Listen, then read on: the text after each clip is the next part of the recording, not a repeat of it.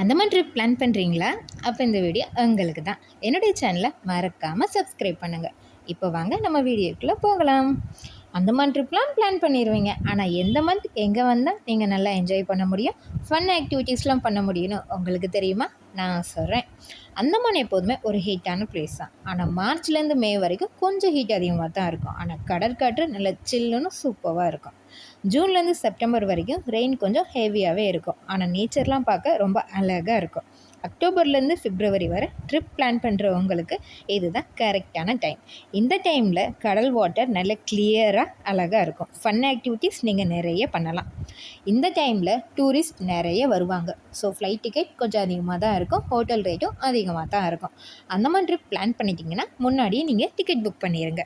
Andaman Island பற்றி நிறைய தெரிஞ்சுக்கணுன்னா என்னுடைய சேனலை சப்ஸ்கிரைப் பண்ணுங்கள். இந்த வீடியோ உங்களுக்கு யூஸ்ஃபுல்லாக இருந்துச்சுன்னா லைக் பண்ணுங்கள். நீங்கள் எங்கேருந்து இந்த வீடியோ பார்க்குறீங்கன்னு எனக்கு கமெண்டில் சொல்லுங்கள், நானும் தெரிஞ்சுக்கிறேன். தேங்க்யூ, பாய்.